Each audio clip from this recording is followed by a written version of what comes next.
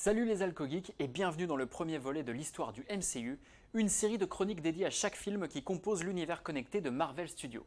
Aujourd'hui, et sans plus attendre, je vous propose d'en découvrir les premiers pas avec le film Iron Man, qui marquera un véritable tournant dans l'histoire du cinéma super-héroïque.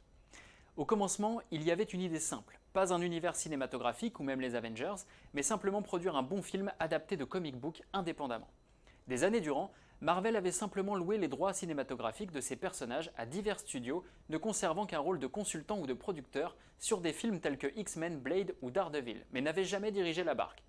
Ceci prit fin en 2004 avec la naissance de Marvel Studios, qui planifia de produire indépendamment ses films avec l'aide de Paramount pour la distribution.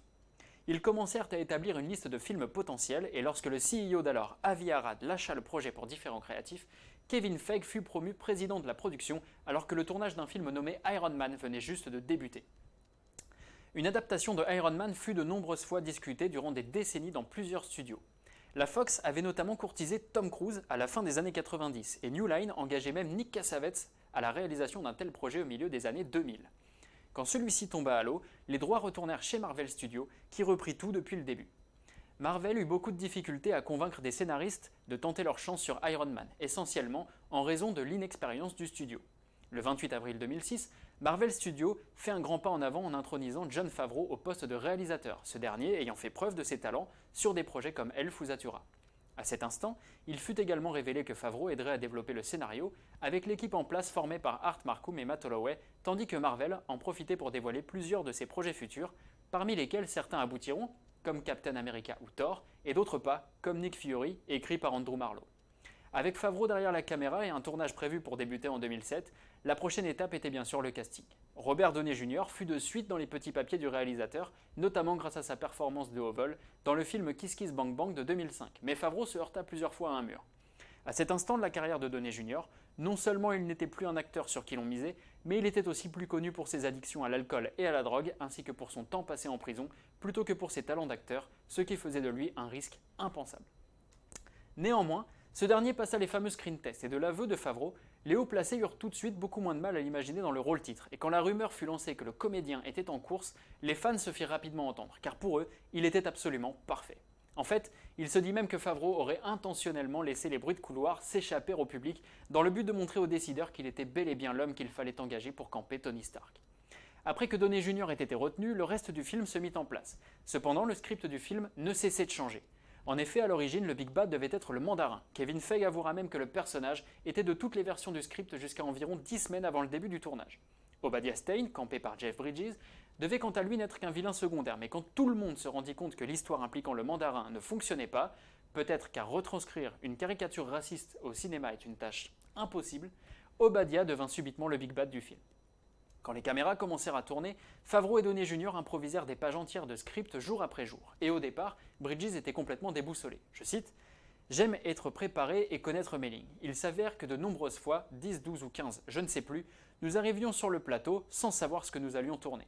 Tous les mecs du studio étaient là, assis sur leurs chaises, tapant des pieds par terre, regardant leur montre, et moi j'étais dans ma caravane tentant d'apprendre mes lignes au dernier moment.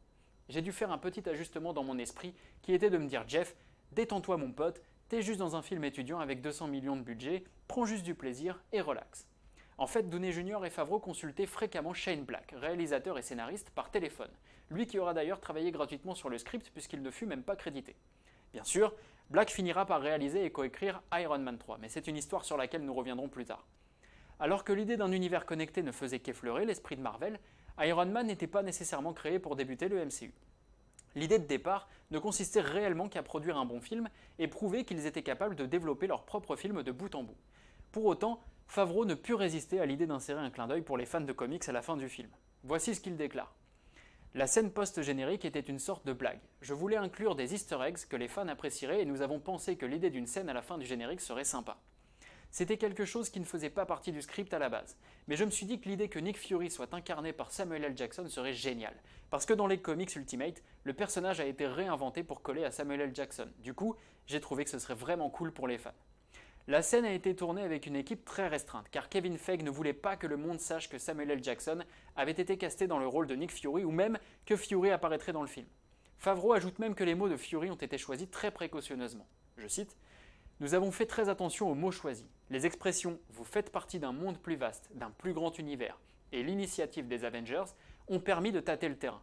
Nous avions l'idée d'une manière ou d'une autre de rassembler ces personnages, mais un tas de choses devaient bien se passer avant que cela ne puisse arriver. Donc, nous avons juste parlé d'une mystérieuse idée, une mission, pour afficher nos intentions et nous avons imaginé cela de manière à ce que les fans qui soient restés jusqu'à la fin du générique soient ceux qui en profitent le plus.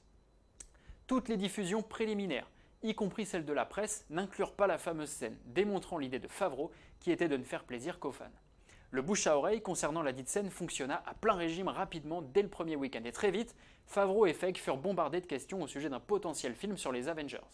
Ce fut bien sûr le cas après coup, mais il est intéressant de se rappeler qu'à l'époque, ce qui n'était qu'une simple idée, un clin d'œil aux fans, sans aucune connaissance du succès phénoménal qu'allait rencontrer ce premier film, mena finalement à l'univers incroyable que nous connaissons aujourd'hui.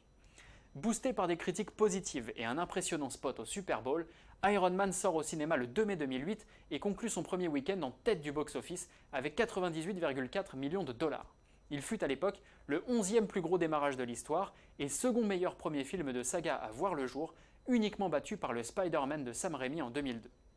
Même si le film terminera finalement un peu dans l'ombre du chef-d'œuvre de Christopher Nolan, The Dark Knight, le Chevalier Noir, et que le second film, L'Incroyable Hulk, rencontrera un succès tout autre la même année, Iron Man fut rapidement la preuve que le concept des films imaginés par Marvel pouvait fonctionner et qu'il était possible de capitaliser sur la qualité d'un scénario ou d'un personnage, même méconnu du grand public.